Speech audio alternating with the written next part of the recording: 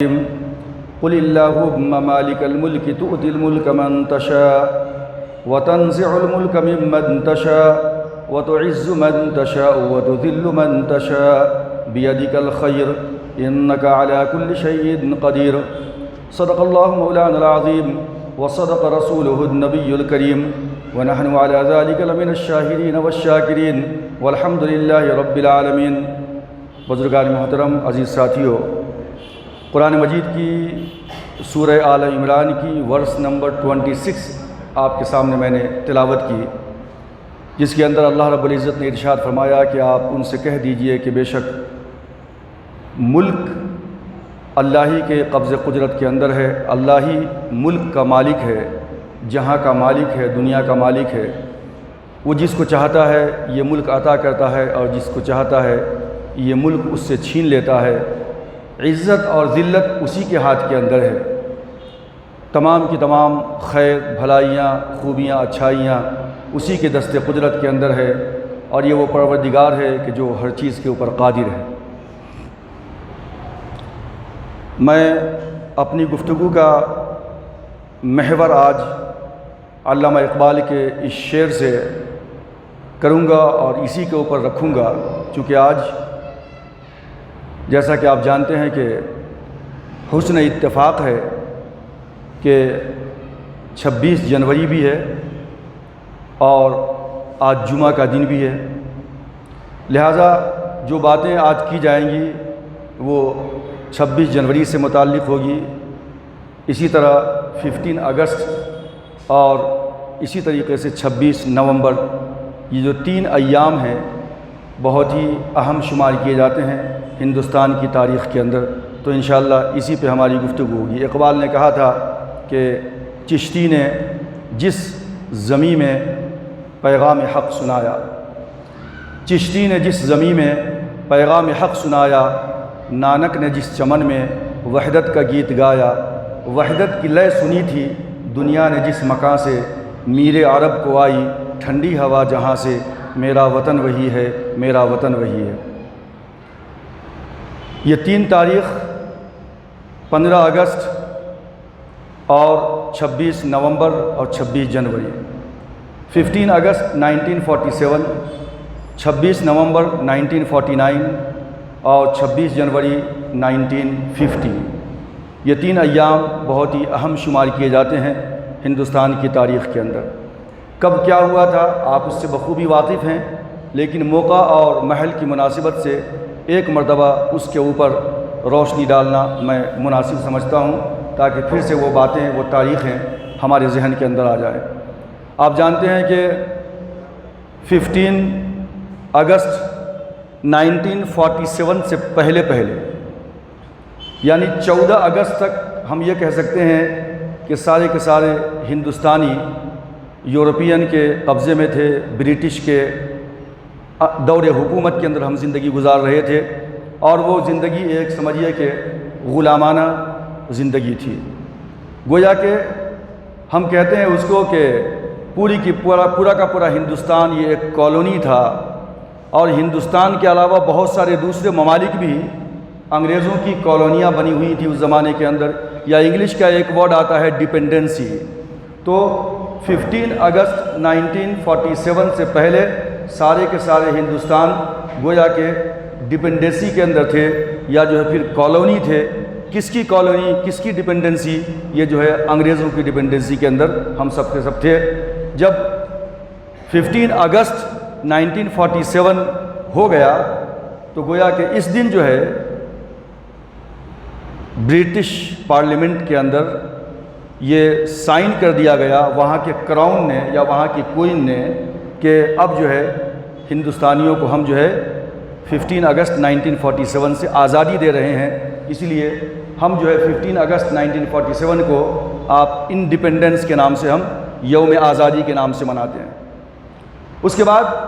جو آج کی تاریخ ہے 26 جنوری 1950، یعنی آج کی تاریخ کو جشن منانا اور آج کی تاریخ کو خوشیاں منانا، یہ کس لیے ہے؟ کیونکہ آج ہی کے دن یعنی 26 جنوری 1950 کو سب سے پہلے ہندوستان کا جو نیا قانون بنا تھا، تقریباً 60 ملکوں کے آئین اور قوانین کو پڑھ کر سمجھ کر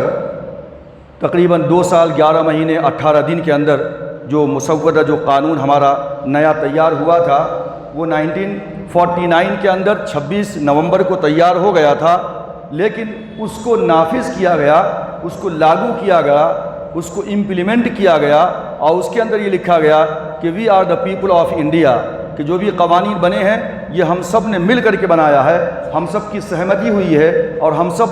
اس کو اپنی زندگی کے اندر اپنے ملک کے اندر لاگو کر رہے ہیں، نافذ کر رہے ہیں، قانون بنا رہے ہیں۔ تو یہ ہو گیا ہے ریپبلک ڈے، جب اب جو ہے دنیا کے نقشے کے اندر انڈیا جو ہے ایک ڈیموکریٹک کنٹری اور ریپبلک ڈے کے شکل کے اندر جب وجود میں آئی، تو اس وقت سے مونارکی ختم ہو گئی، بادشاہت ختم ہو گئی، کسی کو کوئی پریویلیج نہیں مل سکتا، سب کا سب اس کے اندر امیر ہو، غریب ہو، بڑا ہو، چھوٹا ہو، سب اس کے اندر شامل ہے، اور کوئی بھی جو ہے انڈیا کو چلا سکتا ہے۔ انڈیا کے جتنے بھی پولیٹیکل سسٹم ہے ان تمام کے تمام پولیٹیکل سسٹم کے اندر کوئی بھی شخص آ سکتا ہے، چھوٹا بڑا، جاہل پڑھا لکھا، امیر غریب۔ لیکن اس سے پہلے جو معاملہ تھا وہاں پہ کسی بھی پولیٹیکل سسٹم کے اندر جب تک ہم ڈپینڈنسی تھے انگریزوں کی یا کالونی تھی انگریزوں کی، تو اس وقت تک جو ہے یہ جتنے بھی پولیٹیکل سسٹم ہے اس کے اندر ہمارا انڈینس کا کوئی بھی عمل دخل اس کے اندر نہیں تھا۔ تو یہ 3 تاریخیں آپ کے سامنے ہیں۔ پہلی بات تو یہ ہے کہ ہم اگر 15 اگست 1947 سے لے کر 26 نومبر 1949 اور پھر 26 جنوری 1950 کے سفر کو طے کریں گے تو یہ بھی ایک لمبا مسئلہ ہے اور اس کے لیے کافی وقت درکار ہے، لیکن میں چاہتا ہوں کہ 15 اگست 1947 سے پہلے کا جو ہمارا سفر ہے اس ملک کے اندر، ہم اس کو تھوڑا سا جانیں اور اس کی تاریخ کو جو ہے ہم پھر سے ریوائز کریں، تاکہ ہمیں پتہ چلے کہ اس ملک کی آزادی کے اندر ہمارے اکابر نے، ہمارے بڑوں نے، ہمارے علماء نے کس طریقے سے اپنا خون دے کر کے اس ملک کے باغیچے کو جو ہے سینچا ہے، سنوارا ہے، اور ہمیں جو ہے اسی طریقے سے اپنے اس ملک کے لیے قربانی دینی ہے، کانسٹیٹیوشن کو بچانا ہے، قانون کو بچانا ہے، اور جو ہے پھر اس طریقے سے ایک امن، امان اور شانتی کا پیغام ساری دنیا کے اندر ہمیں جو ہے دینا ہے۔ آپ کو معلوم ہے کہ 1498 کے اندر سب سے پہلے انڈیا کو جس شخص نے ڈسکور کیا تھا وہ واسکو ڈی گاما تھا، پرتگال کا۔ جتنے بھی یورپین ممالک تھے، کنٹریز، ان کا ایک خاصہ یہ تھا کہ وہ جو ہے تجارت کے ذریعے سے دوسرے ملکوں کے اندر جاتے تھے اور آہستہ آہستہ اتنے پاورفل بنتے تھے کہ ان کو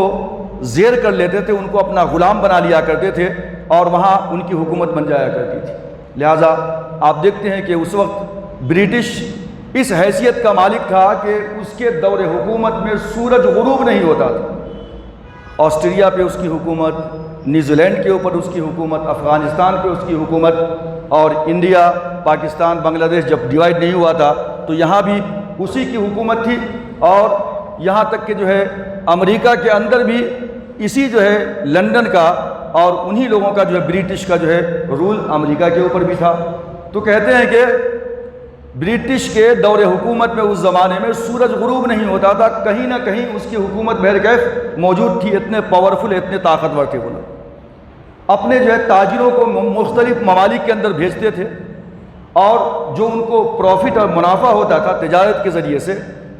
وہ تو خود تاجر حضرات فائدہ اٹھاتے تھے، اور اس میں سے ایک بڑی رقم وہاں کے بادشاہ کو بھی حوالے کر دیا کرتے تھے۔ بہت مرتبہ کوشش کی گئی کہ ہندوستان میں داخلہ ہو، سمندر سے آنا تھا، افریقہ تک آتے تھے، لیکن پھر سمجھتے تھے کہ دنیا یہیں تک ہے، ختم ہو گئی، آگے راستہ ملتا نہیں تھا، واپس چلے جاتے تھے۔ ادھر ٹرکی کی طرف سے آتے تھے جو ایشیا کو اور یورپ کو ملاتا ہے، عثمانی حکومت تھی وہاں پہ، لہٰذا عثمانی لوگ، ٹرکی لوگ جو ہے ان یورپینز کو وہاں سے اندر کی طرف آنے کی اجازت نہیں دیتے تھے، لہٰذا یہ واپس چلے جایا کرتے تھے۔ لیکن جو ہے یہ 1498 کے اندر پرتگال کا واسکو ڈی گاما جو ہے سب سے پہلے افریقہ کے راستے سے ہندوستان کے اندر کیلیکٹ میں جو ہے وہ داخل ہوا، ہوتا یہ تھا کہ ہندوستان کے اندر اس وقت، جیسا کہ اس سے پہلے آپ کے سامنے بات آ چکی ہے، کہ کاٹن بہت ہوا کرتا تھا، سلک بہت ہوا کرتا تھا یہاں پہ، اور جتنے بھی مسالہ جات ہیں، مسالے، یہ سب سے زیادہ جو ہے ہندوستان کے اندر ہوا کرتے تھے، لہٰذا ان کا بزنس خوب بہتر طریقے سے چلتا۔ یہاں پہ وہ قیمت ادا کرتے اور ان سامانوں کو لے جا کر پھر وہ جو ہے یورپ کے اندر اپنے ملک کے اندر بیچا کرتے تھے، اس سے فائدہ اٹھایا کرتے تھے۔ اس کے تقریباً 100 سال کے آس پاس دوسرا گروپ انٹر ہوتا ہے انڈیا کے اندر، اور یہ زمانہ ہے 1595 کا۔ 1595 کے اندر یہ جو نیدرلینڈ ہے، ڈچ، یہ لوگ داخل ہوتے ہیں انڈیا کے اندر، انہوں نے بھی اپنا بزنس شروع کیا۔ اور اس کے بعد جو تیسرا دور ہے 1600 کا، 1600 کے اندر ڈنمارک والے اندر داخل ہوتے ہیں، اور 16 سنچری کے اندر ڈنمارک نے بھی اپنا بزنس شروع کیا۔ اس کے بعد 1608 عیسوی کے اندر یہ ایسٹ انڈیا کمپنی ہندوستان کی سرزمین میں قدم رکھتی ہے، اور انہوں نے جو اپنا امپائر کھڑا کیا اور اسی کے قبضے کے اندر سارا ملک رہا، اسی کے انڈر میں ہم سب رہے ہندوستانی،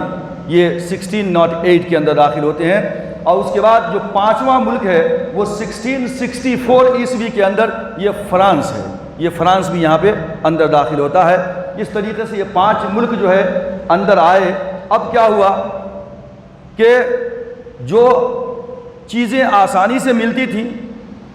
سستے داموں میں، اب اس کی قیمت بڑھنے لگی یہاں پہ، چونکہ خریدار زیادہ بڑھ گئے۔ اب ان لوگوں کے اندر بھی کمپٹیشن شروع ہو گیا، راستے میں لڑتے پھرتے کبھی کبھی ایک ملک دوسرے ملک کی کشتی کو ڈبو دینا چاہتا تاکہ یہ نہ رہے اور راستے سے ہٹ جائے، تو وہاں بھی لڑنا شروع کیا راستے کے اندر۔ جب اندر آتے تو یہاں بھی لڑائی جھگڑے شروع ہوئے۔ اس بنیاد کے اوپر پھر ان لوگوں کے دماغ میں بات یہ آئی کہ یہ جو ایسٹ انڈیا کمپنی تھی یہ بہت طاقتور تھی، یہ لوگ لندن کے برٹش، لہٰذا ان لوگوں نے آہستہ آہستہ دوسری کمپنیوں کو سائڈ کرنا شروع کیا، اور سب سے آخری میں فرانس کو بھی الگ کر دیا۔ پہلے سب پارٹنر بن کے رہے، بعد میں جو ہے یہ اکیلے ایسٹ انڈیا کمپنی بہت پاورفل ہو گیا، اور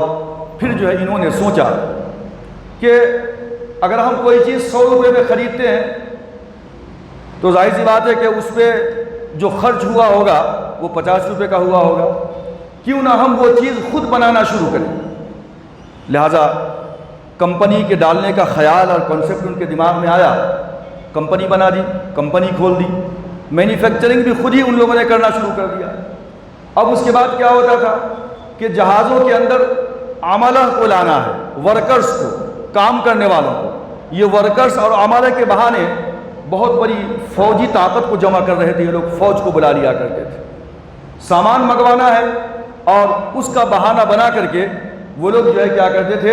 ہتھیاروں کی سپلائی کیا کرتے تھے وہاں سے انڈیا کے اندر۔ اس طریقے سے آہستہ آہستہ وہ بہت پاورفل ہوتے چلے گئے، اور ہتھیار بھی لیٹسٹ ان کے پاس آتا چلا گیا، اور یہ قدم آگے بڑھاتے ہی چلے گئے۔ لیکن جب جو ہے مغلیہ دور کا قیام ہوا تو مغلیہ دور کے قیام کے بعد انگریز تھوڑے پست ہو گئے اور ان کے قدم تھوڑے پیچھے ہٹنے لگے۔ مغلیہ دور کے اندر مغل بادشاہ لوگ بہت پاورفل ہوئے اور آگے بڑھے، لہذا سب سے پہلے آپ جانتے ہیں کہ ابراہیم لودھی کی حکومت تو پہلے سے دلی میں تھی، لیکن ابراہیم لودھی کے خلاف میں ایک نان مسلم بادشاہ نے جو ہے ظہیر الدین بابر کو بلایا تھا، اور ظہیر الدین بابر نے آ کر کے جو ہے جو لڑا ہے ابراہیم لودھی کے خلاف پہلی جنگ پانی پت کے میدان میں، یہ 1526 کی ہے، یعنی 1526 عیسوی کے اندر یہ ظہیر الدین بابر ہندوستان میں داخل ہوا ہے، اور پانی پت کے میدان میں ابراہیم لودھی سے پہلی جنگ لڑا ہے، اور اس کے بعد اس کو فتح نصیب ہوئی ہے۔ اب یہاں سے مغلیہ دور اور مغلیہ حکومت کا قیام ہندوستان کے اندر 1526 عیسوی کے اندر جو ہے عمل میں آ جاتا ہے۔ اب جو ہے ظہیر الدین بابر کے بعد اس کا بیٹا ہمایوں ہے،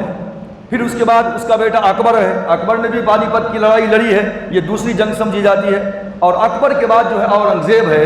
اور اورنگزیب کی حکومت جب رہی ہے تو سب سے زیادہ انگریزوں کے خلاف میں طاقتور جو ہے اورنگزیب بن گئے تھے۔ اورنگزیب کے زمانے میں انگریز کافی پسپا ہو رہے تھے، پیچھے کی طرف جا رہے تھے، ان کو ہمت نہیں ہو رہی تھی کہ ہم قدم آگے بڑھائیں، لیکن سوئے اتفاق یہ کہ 1907 کے اندر 1907 میں اورنگزیب کی وفات ہو جاتی ہے، اور جب انگریز دیکھا کہ اورنگزیب کی وفات ہو گئی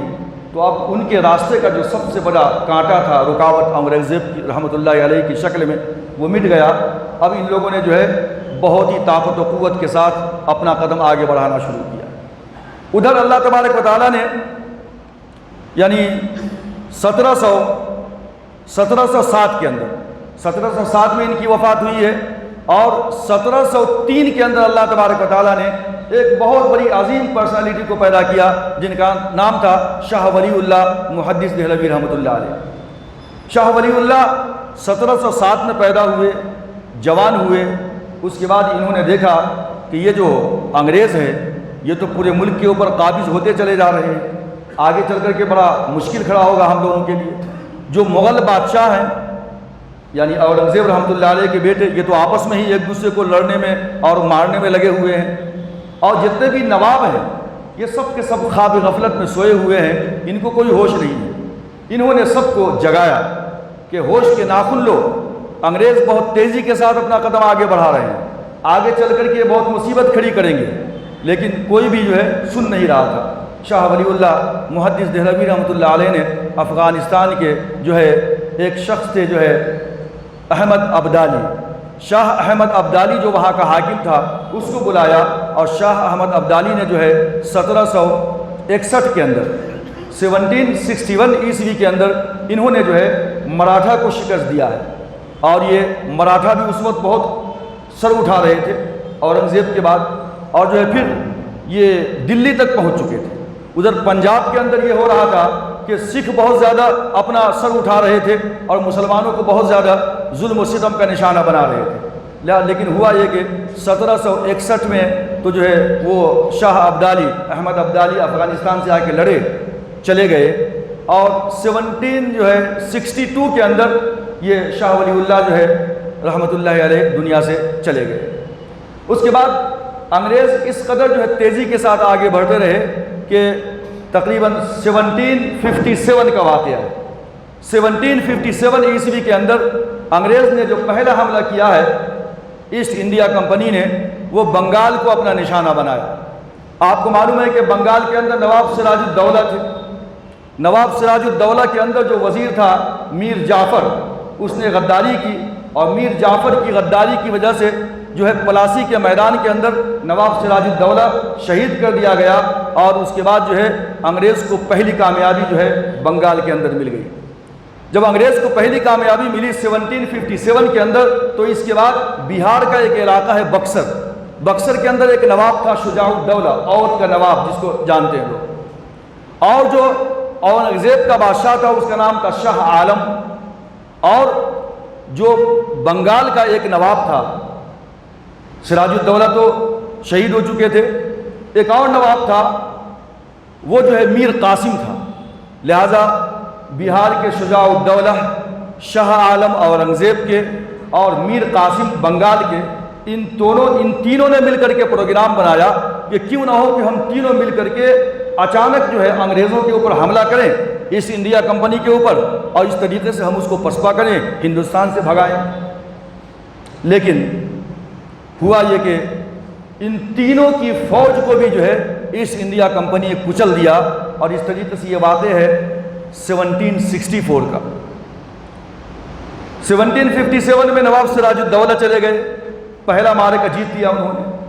1764 کے اندر یہ تینوں مل کر کے جو لڑے تھے، شجاع الدولہ، میر قاسم علی، اور اسی طریقے سے جو ہے شاہ عالم، ان تینوں کو بھی جو ہے انگریزوں نے کچل دیا۔ یہ دو بڑی جیت جو ہے انگریزوں کو جو ہے مل گئی تھی۔ اب اس کے بعد شاہ ولی اللہ محدث دہلوی رحمۃ اللہ علیہ 1762 کے اندر دنیا سے جا چکے تھے۔ اب ان کے بیٹے تھے بڑے پڑھے لکھے، شاہ عبدالعزیز رحمۃ اللہ علیہ، شاہ ولی اللہ کے بیٹے۔ شاہ عبدالعزیز رحمۃ اللہ علیہ نے دیکھا کہ یہ تو بڑا عجیب و غریب معاملہ ہے کہ انگریز اس قدر آگے کے ساتھ بڑھ رہے ہیں،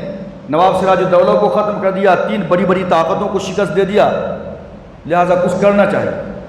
انہوں نے اپنے ایک شاگرد شیخ احمد حسین بریلوی رحمۃ اللہ علیہ، بریلی کے تھے احمد حسین، زیادہ پڑھے لکھے نہیں تھے، لیکن یہ شاہ عبدالعزیز کے شاگرد تھے۔ شاہ احمد حسین بریلوی کو شاہ عبدالعزیز رحمۃ اللہ علیہ نے بلایا، اور شاہ عبدالعزیز کے ایک بھتیجے تھے سید شاہ اسماعیل شہید رحمۃ اللہ علیہ، یعنی عبدالحق شاہ ولی اللہ کے جو ہے پودے تھے یہ، ان دونوں کو، اور ایک مولانا تھے مولانا عبدالحی، ان کو، یہ تینوں کو جمع کیا اور کہا کہ لیڈرشپ جو ہوگی وہ سید احمد حسین کے ہاتھ میں ہوگی، اور سید شاہ اسماعیل اور مولانا عبدالحی یہ دونوں ان کے مشیر رہیں گے۔ اب تم لوگ کیا کرو کہ پورے کے پورے ہندوستان کا سروے کرو، مسلمانوں کو جگاؤ، راجاؤں کو، نوابوں کو جگاؤ، اور انگریزوں کے خلاف ہمیں ایک بہت بڑی تیاری کرنی ہے۔ جتنے بھی لوگ تیار ہیں اس کے لیے، انگریزوں سے آزادی کے لیے، ہندوستان کو آزاد کرانے کے لیے، وہ تیار ہو جائیں اور اپنا ایک جو ہے عمل تیار کریں کہ کس وقت ہمیں کیا کرنا ہے۔ لہٰذا ان لوگوں نے 1818 کے اندر 1818 کے اندر پورے ہندوستان کا دورہ کیا، اور اس کے بعد جتنے بھی لوگ تیار ہو گئے ایک بڑی جمعیت کو ساتھ لیا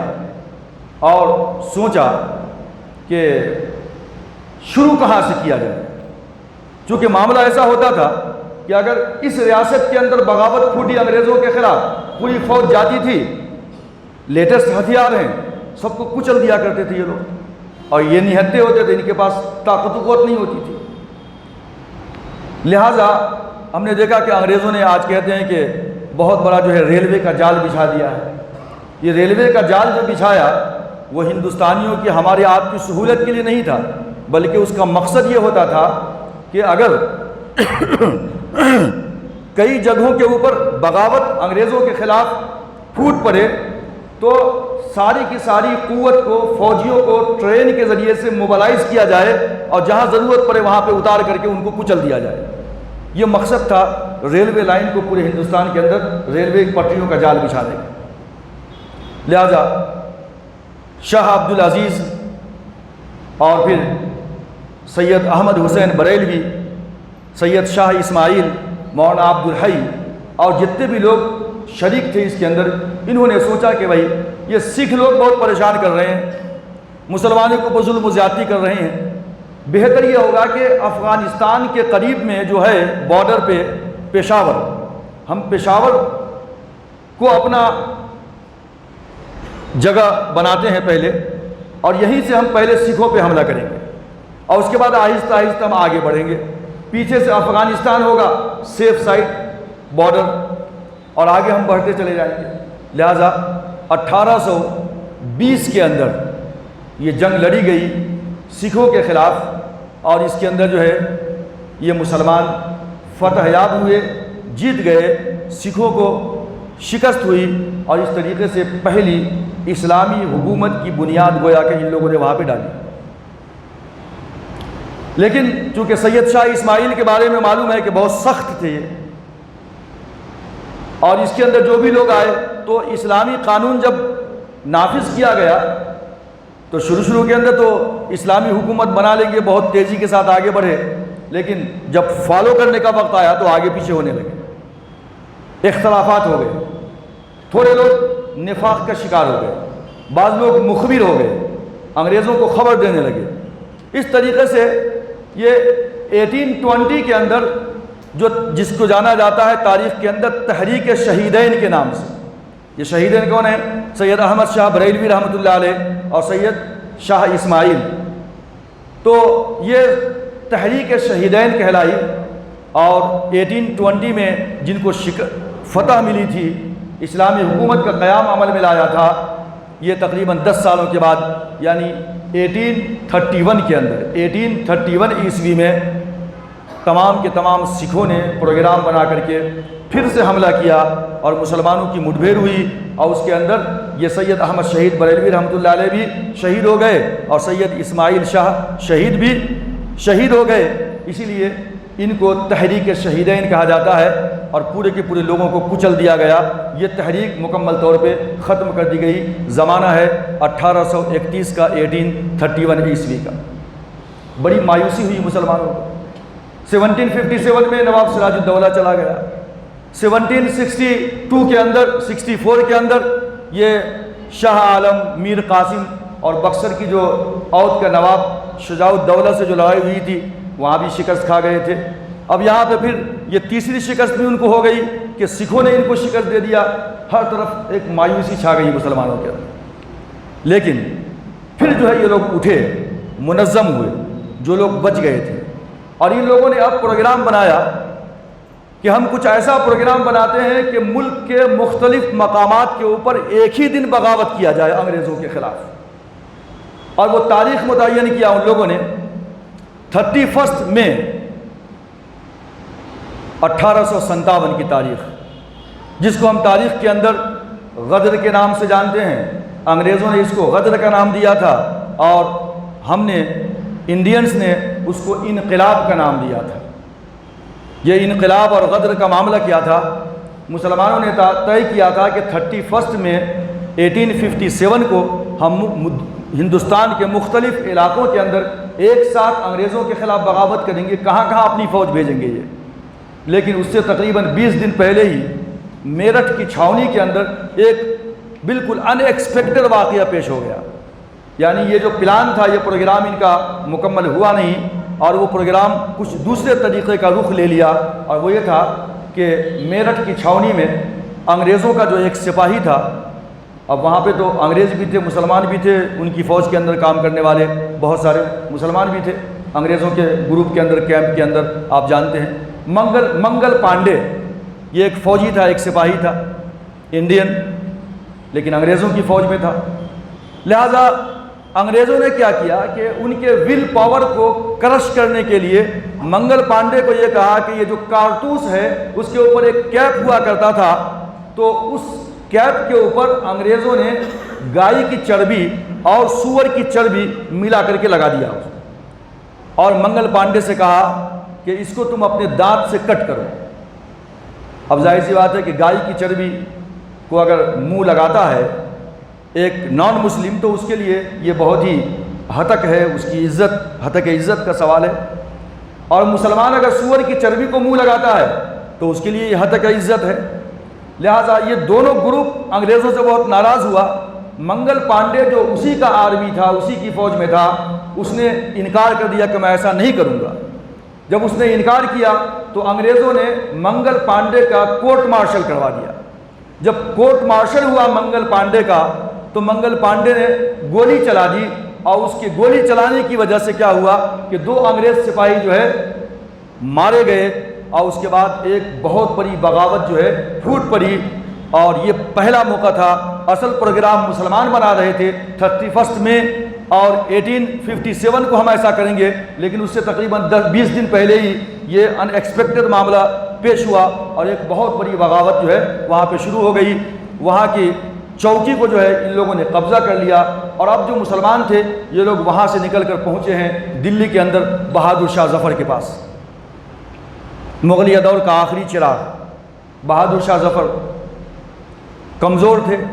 پہلے ہی لڑ کے جو ہے اورنگزیب رحمۃ اللہ علیہ کے بیٹے کمزور ہوتے چلے گئے تھے۔ اورنگزیب کے بعد مغلیہ دور کا جو ہے سورج بالکل جو ہے بجھ رہا تھا سمجھیے۔ اب ان لوگوں نے کہا کہ بہادر شاہ ظفر سے کہ آپ اٹھ کھڑے ہو، ہم سب آپ کے ساتھ ہیں، انگریزوں کے خلاف ہم لڑیں گے، ان کو یہاں سے بھگائیں گے۔ کوئی تیاری تو تھی نہیں پہلے سے، ہتھیار اتنے موجود نہیں ہیں، ان کے پاس لیٹسٹ ہتھیار ہے، فوج ہے۔ بہادر شاہ ظفر کھڑے ہو گئے، تیار ہوئے، لیکن پھر ہوا کیا، بہادر شاہ ظفر بھی جو ہے گرفتار ہوئے، قید کر دیے گئے، کالا پانی کی سزا دی گئی، اور اس طریقے سے ہندوستان کے اوپر جو ہے، دلی کے اوپر انگریزوں کا بھی جو ہے قبضہ ہو گیا۔ لیکن اس سے قبل کیا ہوا تھا کہ جب بنگال کی طرف وہ لوگ گئے تھے تو بنگال سے کامیابی کے بعد یہ میسور کی طرف بھی آئے تھے انگریز، اور جب میسور کی طرف آئے تھے تو یہ واقعہ ہے 1799 کا، 1799 عیسوی کا واقعہ ہے کہ شیر میسور ٹیپو سلطان سے مقابلہ ہوا ہے۔ 3-4 مقابلے ہوئے ہیں انگریزوں کے ساتھ اس کے، لیکن وہاں بھی غداری ہوئی، اور اس طریقے سے شیر میسور ٹیپو سلطان 1799 عیسوی کے اندر میسور میں جو ہے شہید کر دیے گئے۔ ادھر یہ جو 1857 کی بغاوت جو غدر کے نام سے جانی گئی، انگریزوں نے کہا کہ تم نے دھوکہ دیا ہے، کہ اس طریقے سے اتنا جیسے جیسے معلوم ہوتے گیا کہ یہ پروگرام تو بہت بڑا تھا کہ ہندوستان کے کونے کونے کے اندر ہم جو ہے بغاوت کریں گے، تو اب جو ہے انگریزوں کا غصہ بالکل آسمان پہ تھا مسلمانوں کے خلاف، سب سے زیادہ مسلمانوں کے خلاف، چونکہ یہ بنائی ہوئی سازش تو پہلے سے ان کی تھی، یہ تو اچانک غدر کا معاملہ پیش آ گیا 1857 کا۔ اس کے بعد ان لوگوں نے جو مسلمانوں کے اوپر ظلم و ستم ڈھایا ہے، یہ بڑی خونی داستان ہے۔ تقریباً 30,000 مسلمانوں کو دلی سے شہر بدر کر دیا انگریزوں نے 1857 کے اندر، اور 27,000 مسلمانوں کو پھانسی دیا، سزائے موت دیا۔ مورخین لکھتے ہیں کہ تقریباً جس میں 500 کے آس پاس جو ہے صرف علماء کا گروپ تھا۔ دیوبند سے لے کر سہارنپور تک کوئی بھی درخت ایسا نہیں بچا ہوا تھا جس کے اوپر کسی عالم کی لاش نہ لٹکی ہوئی۔ تو اس طریقے سے 30,000 کو شہر بدر کیا، 27,000 کو جو ہے اس نے پھانسی دے دیا اور ختم کر دیا۔ اب یہ حالات بہت سنگین ہو گئے، اور اب جو ہے مکمل طور پہ انگریز قابض ہو گئے۔ 1799 کے اندر جب ٹیپو سلطان کو شہید کیا تھا تو اس وقت بھی انگریز نے کہہ دیا تھا کہ آج سے ہندوستان ہمارا ہے، چونکہ ایک بہت بڑی طاقت ختم ہو چکی تھی۔ نواب سراج الدولہ کی ختم ہو گئی تھی، ادھر 3 لوگ مل کر کے بکسر کے اندر اودھ کا نواب لڑے تھے، وہ بھی ختم ہو گیا۔ اس طریقے سے جو ہے پھر 1857 کی بغاوت بھی جو ہے بالکل ماند پڑ گئی، اور پھر دلی کے اوپر بھی ان کا قبضہ ہو گیا۔ تو اس طریقے سے مسلمان اب جو ہے مکمل طور پہ مایوس ہو چکے تھے کہ اب جو ہے کیا کیا جائے، کوئی جو ہے راہ ان کو نظر نہیں آ رہی تھی۔ لیکن پھر اس کے بعد جو ہے آہستہ آہستہ ہمارے علماء گروپ تو بہت زیادہ مخالف تھے، لیکن جب جو یہ ظلم ہوا انگریزوں کی طرف سے، 30,000 کو بھگا دیا گیا، 27,000 کو پھانسی لٹکا دی گئی، اور اتنی بڑی بغاوت جو جب منظر عام پہ آئی، تو اب جو ہے برٹن نے کیا کیا، کہا کہ ایسٹ انڈیا کو اب جو ہے اللہ کا عذاب آیا کہ برٹن کی طرف سے کہا گیا کہ تم جو ہے برطرف کیے جاتے ہو، تم کو جو ہے اب انڈیا کو رول کرنے کی ضرورت نہیں ہے، اب ہم جو ہے بنفس نفیس انڈیا کے اوپر رول کریں گے، ہم اس کو دیکھ بھال کریں گے اس کو۔ لہٰذا ایسٹ انڈیا کمپنی کو سائڈ کر دیا گیا۔ ایسٹ انڈیا کمپنی کی حیثیت کیا تھی؟ جیسے کہ اب ریلائنس ہے، بہت بڑی کمپنی ہے، کسی ملک کے اندر جا کر کے خوب اپنا وہ پھلے پھولے زمین خریدتی رہے، قبضہ کرتا رہے، اور اس طریقے سے پورے ملک کو ہی قبضہ کر لے۔ یہی کیفیت ایسٹ انڈیا کمپنی کی تھی، یہ کمپنی تھی۔ تو ایسٹ انڈیا کمپنی کو بیک اپ تھا جو ہے، ظاہر سی بات ہے کہ لندن کا، انگلینڈ کا، لیکن جب اتنا زیادہ ظلم و ستم ہوا، اتنی بڑی بغاوت ہوئی، تو ان کو خدشہ ہوا کہ ایسٹ انڈیا کمپنی اب اس کو سنبھال نہیں سکتی، اب اور آگے بغاوت پھوٹے گی، لہٰذا بہتر یہ ہوگا کہ آپس میں کچھ کمیونیکیشن کیا جائے۔ اگر کمیونیکیشن ہوگی تو کچھ بات بنے گی، ورنہ کبھی بھی جو ہے یہ جوالا مکھی پھوٹ سکتا ہے اگر بات چیت نہیں ہوگی تو ہمارے ان کے درمیان۔ لہٰذا اب جو ہے انگلینڈ نے، برطانیہ نے خود بنفس نفسی جو ہے ہندوستان کے اندر اپنا قدم جمانا شروع کیا، اور انہوں نے کہا کہ دیکھو ہم لوگ بات کرتے ہیں، وہ یہ کہ ایسٹ انڈیا کمپنی میں تم پہ بہت زیادہ ظلم کیا ہے، ٹھیک ہے مانتے ہیں، جو بات ہو گئی وہ ہو گئی، اب یہ کرو کہ 2 صورتیں ہیں، کیا اسی طرح تم لوگ بغاوت کرتے رہو گے، ہتھیار اٹھاتے رہو گے ہمارے خلاف، تلوار سے لڑو گے، تو تلوار تو ہمارے پاس بھی ہے، ہمارے پاس لیٹسٹ ویپن ہے، تم جیت نہیں سکتے ہو۔ ایسٹ انڈیا کمپنی سے تم ہار گئے تو پورے کے پورے ملک سے، انگلینڈ سے، برطانیہ سے کیسے لڑ سکتے ہو؟ لہٰذا بہتر یہ ہے کہ تم قلم کو اپنا لو۔ کیا ہے؟ ہم اچھے اسکولز کھول کر کے دیتے ہیں، اچھے کالجز کھول کر کے دیتے ہیں، سائنس پڑھو، میتھس پڑھو، کیمسٹری، فزکس پڑھو، اور پڑھنے کے بعد اعلیٰ عہدیدار اوپر ہمارے ہی رہیں گے، لیکن نیچے جو کلرک ہوں گے کام کرنے والے وہ تم ہی لوگ رہو گے، پڑھنا لکھنا شروع کرو۔ اب ہوا یہ کہ پورے کے پورے نان مسلم نے اس پہ لبیک کہا، اسکول کھولے گئے، کالجز کھولے گئے،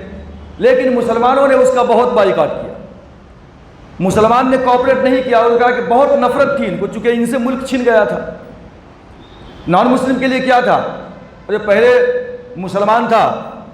اب ٹائی والا آ گیا ہے، وہی فرق ہے، اور کیا ہے، ٹھیک ہے۔ لہذا ہندوؤں نے پڑھنا لکھنا شروع کیا۔ برہمن جس کے ڈی این اے کے اندر پڑھائی ہے، وہ بڑا پڑھا لکھا طبقہ جانا جاتا ہے، جاہل نہیں ہوتا وہ،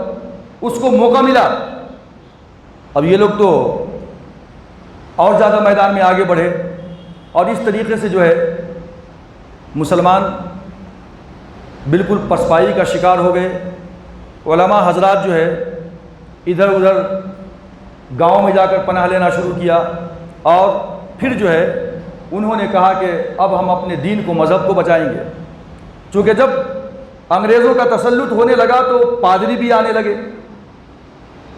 اب تو صرف حکومت چاہتے تھے، اب تو کیا ہے کہ دین ایمان بھی خطرے میں پڑ گیا۔ طرح طرح کے ڈیبیٹ کرانے لگے۔ جنات قرآن میں ہے، جنات کا وجود ہے کیا، سائنٹیفک طریقے سے بتاؤ۔ فرشتے کیا ہیں، سائنٹیفک طریقے سے بتاؤ۔ تمہارا مذہب تلوار کے ذریعے سے پھیلا ہے۔ اس طریقے سے ڈیبیٹ بھی ہونے لگی۔ اب سائنس کا دور تھا، ٹیکنالوجی کا دور تھا۔ مسلمان بولے کہ بھائی یہ ڈیبیٹ بیکار ہے۔ تمام کے تمام علماء جو حضرات تھے، جو 1857 کی غدر کے اندر بھی جو ہے موجود تھے، اور پھر جو ہے اس سے پہلے جتنے بھی مومنٹ ہوئے وہ تمام کے تمام مومنٹ کے اندر علماء موجود تھے،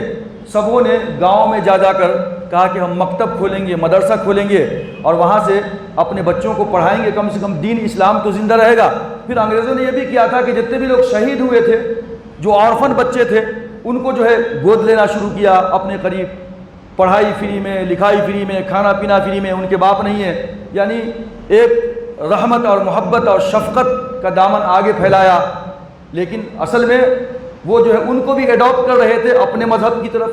کہ عیسائیت کے اندر ہم سب کو تبدیل کر دیں۔ تو علماء نے یہ کیا کہ جو ہے مدارس کا انتظام شروع کیا۔ اس میں سب سے پہلے 1857 غدر کا معاملہ پیش آیا، اور 1866 کے اندر سب سے پہلا مدرسہ جو ہے دارالعلوم دیوبند کے اندر جو کھلا ہے، جس کو مولانا قاسم نانوتوی رحمۃ اللہ علیہ نے 1866 کے اندر یہ مدرسہ کھولا۔ سب سے پہلے شاگرد بنے گئے اس کے مولانا محمود الحسن دیوبندی رحمۃ اللہ علیہ، اور پھر مولانا محمود الحسن دیوبندی کے جو ہے ایک نان مسلم جو کنورٹڈ ہوئے بعد میں، مولانا عبید اللہ سندھی رحمۃ اللہ علیہ۔ اب انہوں نے اپنا کام شروع کیا۔ اب اس کے بعد ایک شخصیت سامنے آئی، سر سید احمد خاں کی۔ اب سر سید احمد خاں کی جو شخصیت تھی، یہ میڈیٹر کا کام کر رہی، بہت پڑھے لکھے تھے۔ جب جو ہے مغل کا دور تھا تو اس کے دور کے اندر ان کے ماں باپ وہاں کام کیا کرتے تھے، لیکن جب انگریز آ گئے تو اب انگریزوں کے دربار کے اندر ان کے ماں باپ جو ہے کام کرنے لگے۔ تو انہوں نے مسلمانوں کو جگایا کہ دیکھو یہ تمام کے تمام نان مسلم پڑھ رہے ہیں، اور پڑھتے پڑھتے جو ہے یہ آگے بڑھ جائیں گے اور تم لوگ کچھ نہیں کر پاؤ گے، یہاں تک کہ جو ہے تم لوگ کس کام کے نہیں بچو گے، لہٰذا جو ہے آؤ اور عصری علوم کو بھی حاصل کرو۔ لہٰذا انہوں نے جو ہے اپنا ایک کالج کھولا، جس کو آج مسلم علی گڑھ یونیورسٹی کے نام سے ہم جانتے ہیں۔ علی گڑھ کے اندر ایک کالج کی شکل کے اندر جو ہے یہ جو ہے کھلا تھا، یہ تقریباً 1875 کے اندر، 1866 کے اندر دارالعلوم دیوبند کھلا، اور 1875 کے اندر یہ علی گڑھ مسلم یونیورسٹی جو ہے اس کا قیام عمل میں آیا۔ اب جو ہے کچھ لوگ یہاں سے پڑھنا لکھنا شروع کیے۔ پھر اس کے اندر علامہ شبلی نعمانی آ گئے۔ علامہ شبلی نعمانی جب آئے تو ان کو پتہ چلا کہ دیوبند سے صرف مولانا لوگ نکل رہے ہیں، اور علی گڑھ سے صرف ٹائی والے لوگ نکل رہے ہیں، مسٹر، یہ تو بہت بڑا گیپ ہے۔ دیوبند سے نکل رہے ہیں تو ان کو اپنے نام کے علاوہ کچھ دوسرا لکھنے نہیں آتا انگریزی کے اندر، اور یہاں سر سید احمد خاں کے پاس سے جو لوگ نکل رہے ہیں ان کا عالم یہ ہے کہ بالکل ان کو دنیا ہی دنیا ہے، دین سے کوئی واقفیت نہیں ہے۔ لہذا انہوں نے کیا کیا کہ دونوں کو چھوڑ کر کے یہاں سے نکل کر یہ آ گئے جو ہے لکھنؤ کے اندر، اور یہاں پہ انہوں نے دارالعلوم ندوۃ العلماء کا قیام 1889 کے اندر دارالعلوم ندوۃ العلماء کا قیام کیا، اور کہا کہ ایسی تعلیم ہونی چاہیے کہ جو عصری اور جو ہے دینی، یعنی علوم جدید اور علوم قدیم دونوں علوم کو لے کر کے جو چلیں، ایسا ایک مدرسہ ہونی چاہیے تاکہ جو یہ لوگ بہترین اساتذہ جو ہے قوم کا ثابت ہو سکیں۔ تو اس طریقے سے دارالعلوم ندوۃ العلماء کا قیام عمل میں آیا۔ اب اس کے بعد جو ہے پھر آگے حالات دوسرے بہت سارے ہیں کہ جہاں ریشمی رومال کی تحریک ہے اور مسلم لیگ کا قیام ہے، اور اس طریقے سے جو ہے 1885 کے اندر کانگریس، جو ابھی کانگریس پارٹی ہم جانتے ہیں نا، 1885 کے اندر کانگریس کا قیام عمل میں آیا کہ تاکہ برٹش اور انڈین کے بیچ میں جو ہے ایک میڈیٹر ہو۔ اس کے بعد پھر 1906 کے اندر مسلم لیگ کا قیام عمل میں آیا۔ پھر اس کے اندر علامہ اقبال آتے ہیں، مولانا محمد علی جوہر آتے ہیں، اور محمد علی جناح اس کے اندر آتے ہیں، اور اس کے بعد جو ہے پھر آخری میں یہ ہوتا ہے کہ پاکستان کس طریقے سے وجود میں آ گیا اور کس طریقے سے بٹوارا ہو گیا۔ تو میں سمجھتا ہوں کہ میں سوچا تھا کہ کچھ باتیں اس کے اوپر چیدہ کروں گا، لیکن وقت کا دامن تنگ ہے اور ابھی سے جو ہے کافی وقت ہو چکا ہے، اسی لیے میں اپنی بات کو یہیں ختم کرتا ہوں۔ انشاءاللہ اس کو مزید تسلسل کے ساتھ ہم جو ہے آئندہ اپنی گفتگو کے اندر جو ہے جاری رکھیں گے۔ اللہ تبارک و تعالیٰ سے دعا ہے کہ اللہ تعالیٰ ہم تمام لوگوں کو دین کی صحیح سمجھ عطا فرمائے۔ ایک اعلان سماعت کرتے چلے جائیں۔